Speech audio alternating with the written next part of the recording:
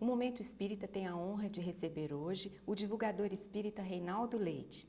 Ele é advogado, já psicografou mais de 10 autores diversos, além disso ele apresenta um programa de rádio e outro de TV, ambos de temática espírita. Hoje nós vamos conversar com ele sobre as questões relacionadas à nossa forma de ver a realidade. Reinaldo, seja bem-vindo ao Momento Espírita. Aos telespectadores amigos, nossos efusivíssimos votos de paz e muita alegria de estarmos aí de retorno para poder trocar ideias e principalmente da minha parte aprendizado a respeito das questões cruciantes da vida à luz do Espiritismo. Bom, você concorda, Reinaldo, que poderíamos dividir os seres humanos em otimistas, pessimistas e indiferentes? Sim, claro, sem dúvida. Nós podemos... Hoje é uma preocupação muito grande no mundo dessa questão dos níveis de consciência, né? Há uma nova técnica agora de estudar esse tipo de situação, trazida aí por Don Becker, né? E Ken Wilber, que são as grandes personalidades que estão mergulhadas nessa questão aí dessa questão do nível de consciência. E parece coisa nova, né? Estudar a pessoa no nível de consciência e alguns, inclusive, colocam graduações, né? Primeira graduação, segunda graduação, meia graduação, graduação e meia. E outros colocam, como Don Becker, colocam em estágios de cor, né? Cor verde é tanto, cor laranjada é isso, a pessoa na cor vermelha, o púrpura atingiu tal setor. Mas não tem a ver com a aura essas cores, não? Não tem. É apenas um ponto de referência em que a pessoa, bom, olha, ele está nervoso, ele é laranja, ele é vermelho, ele briga e tal. Então as pessoas estão criando esse tipo de situação. Mas a doutrina espírita já estuda isso há muito tempo, né? Como podemos verificar na questão 98, 100 e seguintes do Livro dos Espíritos, existe aquilo que Allan Kardec chama de escala espírita, que é a escala do espírito. Então, essa escala espírita, ele vai em certas graduações, a pessoa vai avançando. Então, isso que você pergunta, os pessimistas, os otimistas, os indiferentes, eles estão em determinadas faixas vibratórias do conhecimento. Então, é o nível deles é que lhes permite estar pessimista ou negativista sobre determinado setor. E isso aí ele é variável, né? Eu posso estar pessimista com alguma situação e posso estar otimista com outras situações, não é? Porque é próprio dessa maleabilidade. Então, sim, nós podemos classificar as pessoas em indiferentes. Tem gente que é neutro. Isso aí, para mim, é indiferente. Tal coisa, para mim, é indiferente. O futebol, para mim, é indiferente. Política, para mim, é indiferente. Mas eu gosto de literatura clássica, eu gosto de música clássica. E para outra música clássica, não quero saber de música clássica, quero saber de rock and roll, quero saber de heavy metal, quero saber... Então, cada um no seu nível. Mas você não concorda que existe algumas pessoas que são, parece que cotidianamente otimistas, cotidianamente pessimistas? Tem gente que se compraz, né? Compraz em certas situações. São otimistas demais, né? E chegam a ser até ingênuos, são nécios, né? E outros são pessimistas demais e é tudo ruim, né? Aquela história lá da hiena, né? Da hiena lá com Lip de Lion, né? And Hard do desenho. Então o Lip de Lion, o leão, ele é otimista no desenho e a hiena, né? Ela é hard lá, vida, miséria, e tal. Tem gente que é assim, que adora, se compraz de que tudo é pessimista, que tudo não vale a pena, de que tudo é ruim e fica nesse campo. Essas coisas não são aconselháveis psicologicamente.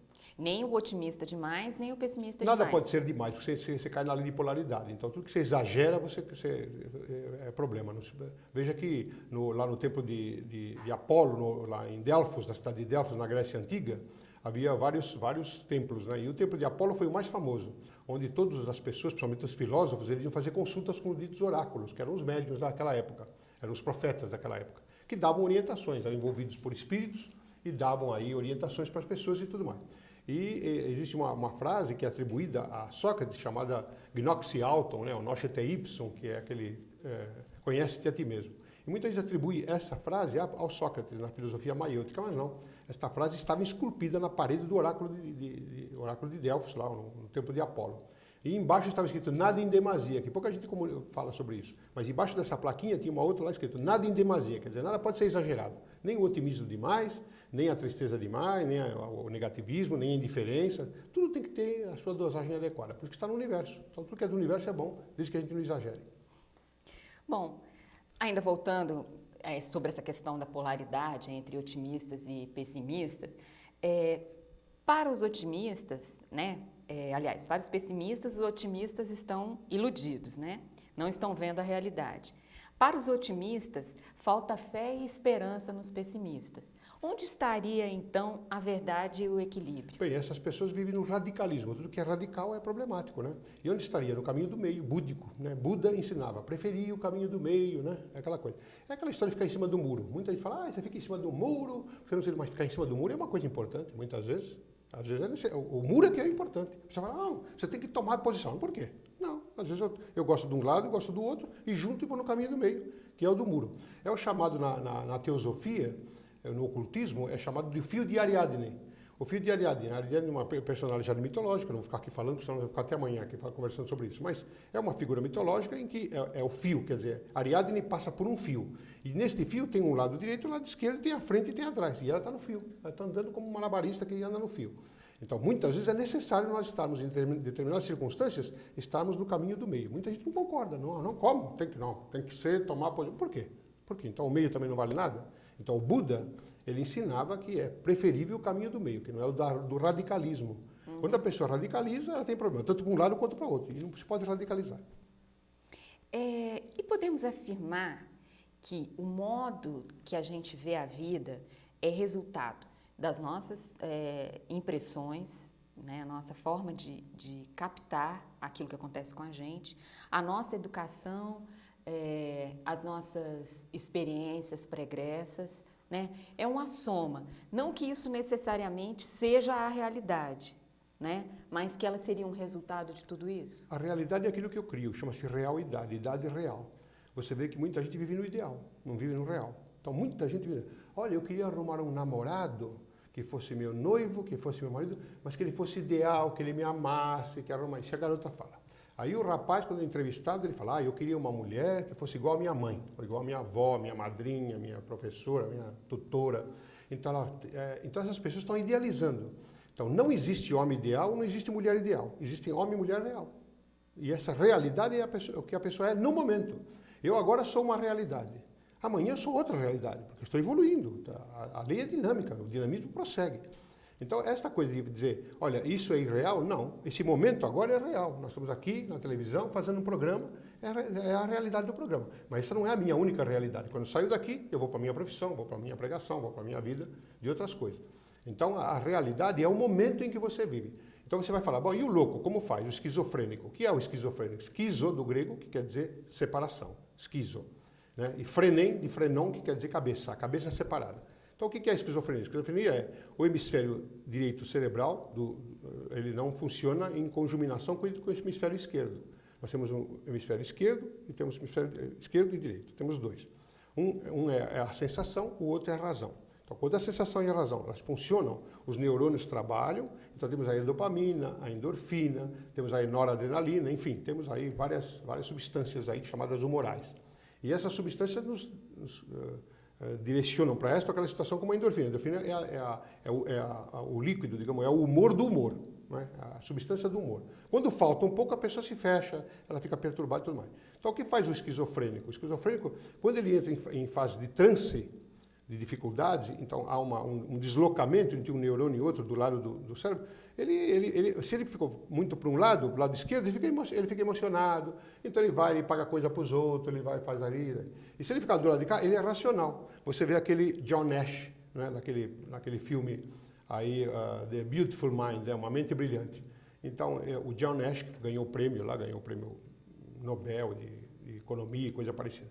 Então, o que acontece? Esse homem, que é uma sumidade hoje, e por causa do filme ficou mais famoso ainda, ele era um médium de alto coturno, em que os obsessores vinham na faixa dele e guindavam ele a certos registros pretéritos. Então, o que acontece? Ele de encarnações pregressas, estava ligado com política, com problemas, e tinha um amigo, esse amigo que aparecia para ele e coisa parecida. Mas, ao mesmo tempo, ele tinha os momentos de lucidez. E nos momentos de lucidez, da realidade dele, daquele momento, ele fazia lá os cálculos que acabou levando ele na economia, o prêmio Nobel de Economia. Mas, por outro lado, quando ele estava naquilo que era real, da parte mediúnica, para os outros era irreal, ele era tido como louco. Então, a realidade é da pessoa. Mas, na verdade, ele via aquelas Sim, entidades. vê. E se você notar no filme, você percebe que aquele homem do chapéu, que é da KGB, lá não sei de onde, não se comunica com outro espírito que é o rapaz e a menina. Ele não vê. Eles estão juntos e não se vê. Por quê? Estão em faixas vibratórias diferentes. Ele percebe, mas os demais não percebem. Não é? Mas ele não conseguia perceber o que era... Não, ele não conseguia entender o que era. Porque o fenômeno mediúnico, se você não tiver o conhecimento espírita, você não sabe o que fazer. Você fica... Estou ficando louco. Vê espírito aparecer, vê gente que morreu. Aí você fala, estou vendo gente que morreu. Então, aí, você está louco, está alucinado. Você precisa se tratar, está precisando de um psiquiatra. E não é. É um fenômeno da lei da natureza que a gente vê. Então, para mim, os espíritos são uma realidade. Para outros, os espíritos são uma irrealidade. Ele está achando que é uma ilusão de olho. Então, o que é a realidade e o que é a ilusão? É você que enxerga e como você interpreta. E como você interpreta? Segundo o teu grau de consciência. Uhum. Bom, alguns, ainda nesse campo da realidade versus ilusão, alguns estudos sobre as partículas subatômicas afirmam que a presença do observador altera o que é observado. Como é que você vê isso à luz da espiritualidade? Isso aí é uma figura moderna que está sendo colocada agora através do Dr. Amit Goswami, né? E do David Bohm, Dr. David Bohm, né? Que são as grandes autoridades na física quântica da atualidade e coisas parecidas. Bem, é claro que o observador ele interfere no observado. Se eu sou professor de uma sala de aula, a sala está na bagunça. Quando eu chego, a sala ela vai me olhar para saber que atitudes eu vou tomar. Se eu sou superior a alguém, superior hierarquicamente numa profissão, enquanto eu não estou, os empregados estão lá, os funcionários estão vivendo a vida deles. Quando eu chego, há uma mudança de atitude, uma mudança meio reverencial, meio respeitosa. Se isso acontece comigo em escala de hierarquia do cotidiano, de função ou de posição na vida, é claro que o observador, ele vibratoriamente ele interfere naquilo que é observado. Sempre há. Por quê? Porque há uma troca de energia. E essa troca de energia ela tem nuances, que é aquilo que Allan Kardec estuda no capítulo 8 do Livro dos Médiuns, que chama do Laboratório do Mundo Invisível, onde ele trouxe essa questão do fluido universal. O fluido universal que hoje tem um nome de fluido quântico, fluido eletromagnético, prana. Fluido morfogenético, prana, vital, né? Energia, fluido prânico. Não, cada um tem o seu nome aí, tem a sua condição. Então, você sempre interfere, na medida que você está observando, você está emitindo energia. E de acordo com o teu grau de interesse e a empatia que você causa, claro que há uma interferência natural, sem dúvida. E isso vale para campos vibratórios, assim, por exemplo, no trabalho, na família, no trânsito. Explico isso à luz do Espiritismo, que é muito mais fácil. Você lê as questões 456 seguintes e vai ver da intervenção dos espíritos no mundo material. Então, os espíritos intervêm, não intervêm total no teu livre-arbítrio, mas te sugerem coisas. Ele impulsiona você na intuição ou na inspiração de alguma coisa. Na questão 459, Allan Kardec pergunta até onde vai essa interferência de espíritos. Muito mais do que supondes é a resposta, a ponto de muitos deles vos dirigirem. Então, claro que o espírito, o guia, o amigo benfeitor espiritual, o anjo de guarda, o gênio, o nome que quiser dar, essas personalidades, elas interferem na nossa vida na medida que nós captamos. Porque interferiu. Agora, se eu vou aceitar ou não, é outro departamento. Então, há uma possibilidade, sim, de intervenção extracorpórea ou corpórea de uma outra pessoa, pode interferir em você. Isso é no trânsito, é no cotidiano, é de manhã quando você acorda, é em vários pontos. Daí a mediunidade hoje, ela é como a reencarnação em Deus, já não é mais assunto da religião, é assunto da ciência. É os estudos da paranormalidade ou da mediunidade hoje está sendo estudado no mundo inteiro por cientistas que não tem nada a ver com a religião e a grande parte deles não conhece nada de espiritismo, nem sabe que existe. Não, quando eu fiz essa pergunta para você, eu pergunto especificamente sobre a nossa atuação, entende? Aí você agregou a questão de que quando a gente é sempre influenciado por alguma entidade espiritual, para o bem, para o mal, enfim. Sim. Mas eu digo com a nossa própria energia. Sim. Quando você chega num ambiente... existem teorias que dizem assim, né, a teoria de Gaia, né, que seria a vibração do planeta é a soma de todas as nossas vibrações. Eu digo nesse sentido da nossa própria vibração, né, de que a gente interfere onde a gente chega com a nossa individualidade vibratória. Eu não diria que é a soma das nossas próprias vibrações, eu diria que é a divisão das nossas próprias vibrações. Porque nós vibramos de um jeito, outro vibra de outro jeito, e por isso que fica um caos. E esse caos gera consequências caóticas. Porque senão haveria uma harmonia. Se houvesse uma soma vibratória, então haveria uma harmonia, porque a soma que é? A soma é um resultado único. E a subtração não, a subtração sempre diminui, está sempre, né? Ou multiplica, divide e tal. Então há uma divisão vibratória, e essa divisão gera um ambiente caótico. Então as nossas mentes também interferem. Então você está falando Bom, e eu? Os espíritos interferem na minha vida e eu não interfiro nada? Não, não, ao contrário. Tem espíritos que nem precisam interferir, que nós nos interferimos sozinhos. Porque também somos espíritos encarnados. Então nós podemos interferir porque temos um grau inteligencial que nos permite a intervenção nesta ou naquela situação. Mas mesmo assim, os espíritos intervindo na nossa vida, nós podemos aceitar ou não aceitar. Não é? Vibratoriamente, deixa de lado. Olha, a tua opinião não me interessa, eu vou fazer aquilo que eu acho que eu devo fazer. Isso está na lei do livre-arbítrio. Então, tanto somos influenciados, quanto não. Mas essa intervenção vibratória, ela existe. Ainda que subrepticiamente ou subconsciencialmente, os espíritos procuram interferir, tentando nos ajudar de alguma maneira. Bom, não é bem o tema do programa, mas eu acho interessante esclarecer essa questão. O que faz a gente aceitar uma sugestão de um espírito ou não? Assim, psicologicamente, nós diríamos que nós somos mais fracos e por isso que nós aceitamos eu digo não uma boa sugestão, mas eu digo uma má sugestão. Claro, mas a má sugestão para você, se você... Porque o ser humano, ele está... Uma das leis criadas por Deus, são muitas leis, uma das leis chama lei de conservação, então você quer conservar. Então, na medida que alguém vem te dar uma opinião, se você vislumbrar vantagem, você vai querer fazer, seja como seja. Por que muita gente, em algumas religiões, elas são cegas na religião e são fanáticas? Por quê? Porque ela não quer pensar, ela quer que o pastor pense, ela quer que o padre pense, que o espírita pense, que alguém pense por ela. O professor pense, o patrão pense, ela não quer pensar nada. Então o que ele faz? Ele segue. Se a mãe der errado, olha, ele que falou, não tem nada a ver com isso. Entende? Então muita gente é assim. Não quer não quer gastar energia para poder raciocinar, equacionar, poder pesquisar, experimentar. Então o que acontece? Cria-se o dogmatismo. E esse dogmatismo é magister dixit, né? O mestre falou. Então, quando o professor, o mestre, fala, eu não discuto, porque não me interessa e tal. Fica numa certa acomodação. Mas isso não é propriamente do espírito. O espírito tem que inteligenciar, ele tem que analisar o que é bom.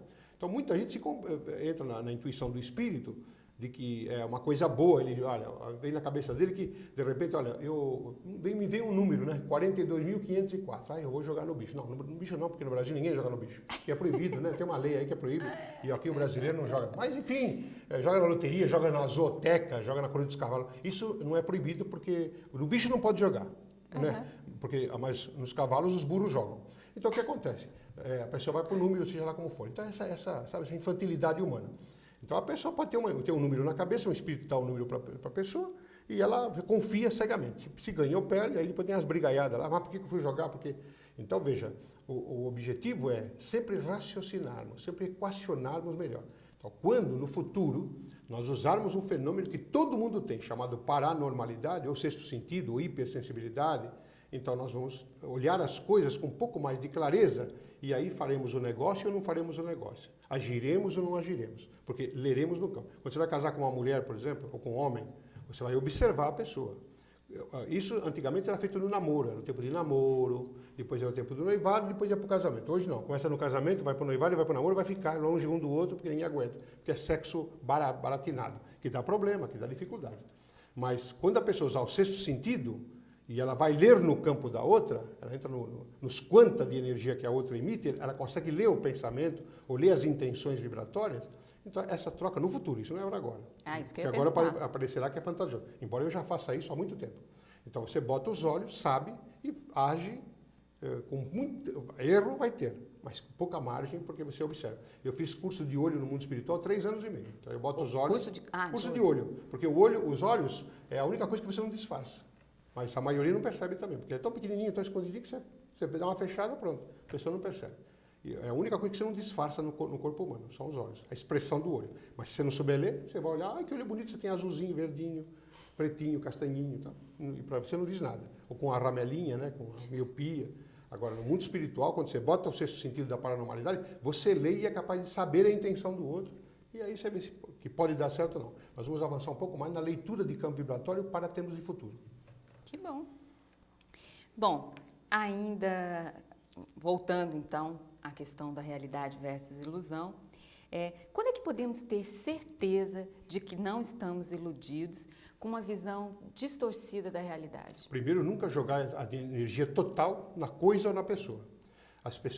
O ser humano hoje, ele é tão infantil ainda, tão criança, que ele diz, olha, o meu emprego é tudo para mim, o meu carro é tudo para mim, o meu filho é tudo para mim, meu marido é tudo para mim, minha mulher é tudo para mim, minha avó é tudo para mim, E você, não é nada para você? Então, essa é a pergunta que eu faço. E você quer dizer que você não vale nada. Teu filho é tudo para você? Mas como ele pode ser tudo? Ele vai morrer. Pode morrer amanhã. E aí, como você vai? Você se mata? Não, nada é tudo para você, a não ser você. Você que é tudo para você. E claro que você, em respeito ao filho, em respeito à esposa, em respeito ao marido, ao carro, qualquer coisa. Então a pessoa não se dá valor, ela tá na falsa humildade.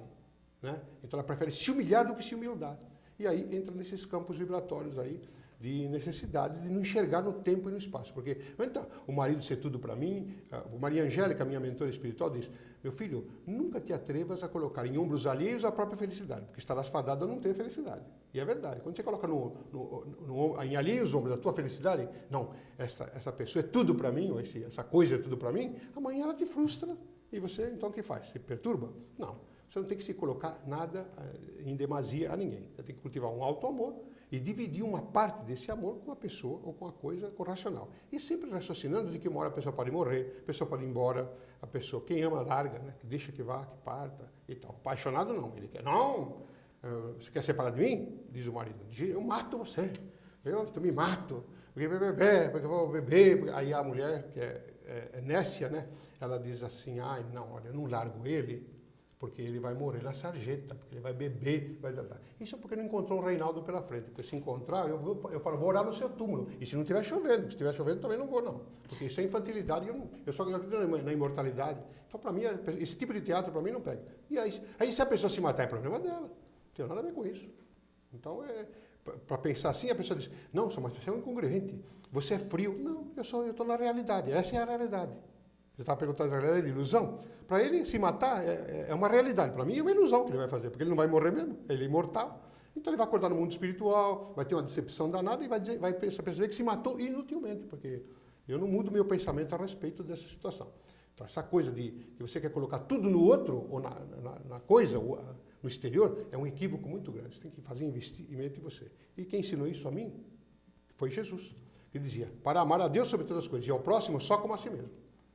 E preferia a porta estreita. Isso está, naturalmente, nos itens 3 e 4 do 18º capítulo do Evangelho segundo o Espiritismo. Preferia a porta estreita. Que porta estreita é essa? Preteria, rejeitar a porta larga da perdição. Preferir a porta estreita da vida. O que ele queria dizer? A porta estreita é a individualidade. Você tem que preferir a individualidade. Porque você vai, a porta larga da perdição, a Maria vai com as outras. Quando nós resgatarmos isso em nós, nos daremos valor como essência divina. E aí é bom.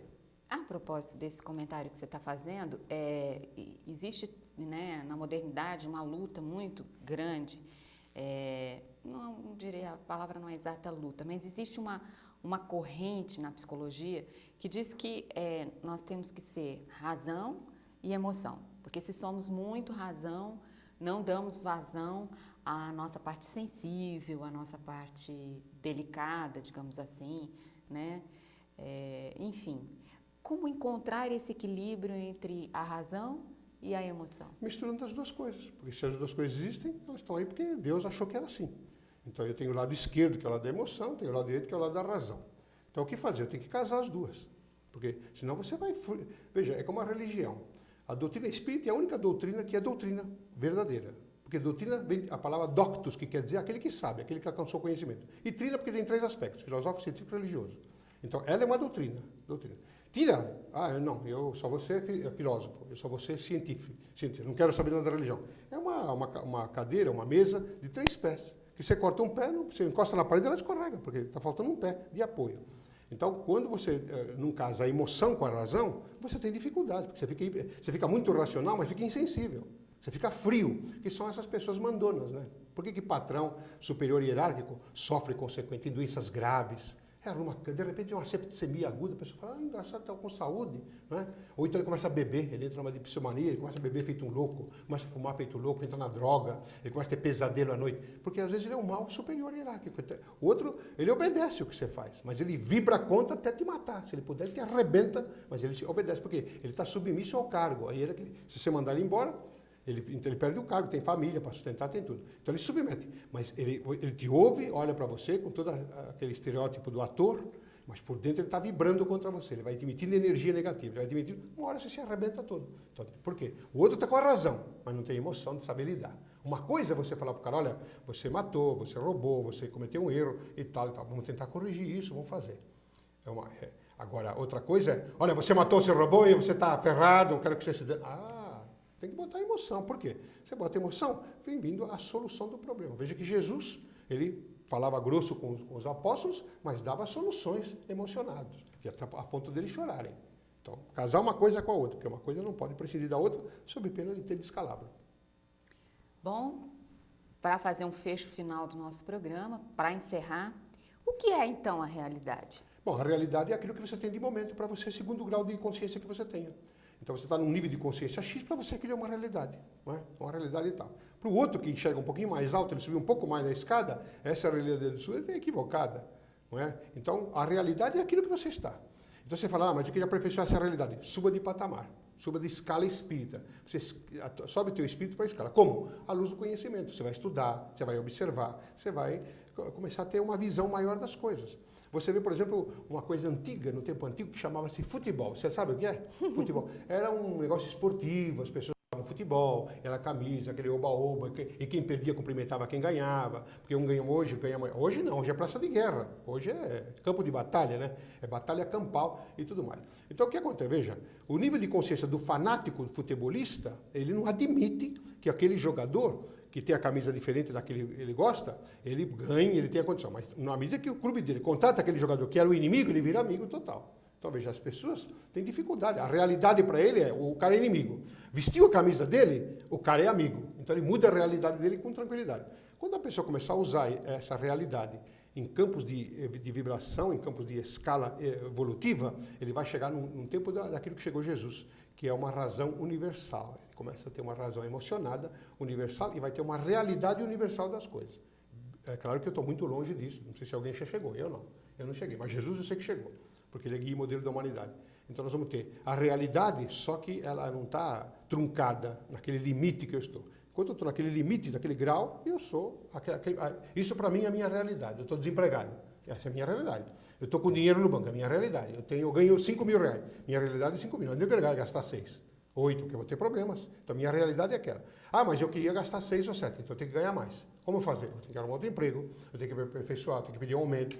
Então, veja, a realidade ela é o momento em que você vive. Só que você tem que, cada vez mais, aperfeiçoar essa real idade. Então, veja, é a idade real. A idade real é do momento. Melhore o momento, você tem uma idade superior real. Reinaldo, muito obrigada pela sua entrevista ao Momento Espírita.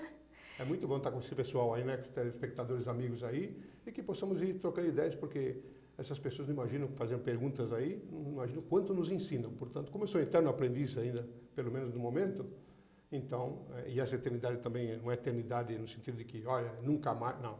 Eu sou viajor do aprendizado. Então, muita paz para você e obrigado pela atenção e oxalá estejamos juntos. E nós aguardamos você no nosso próximo programa. Obrigada.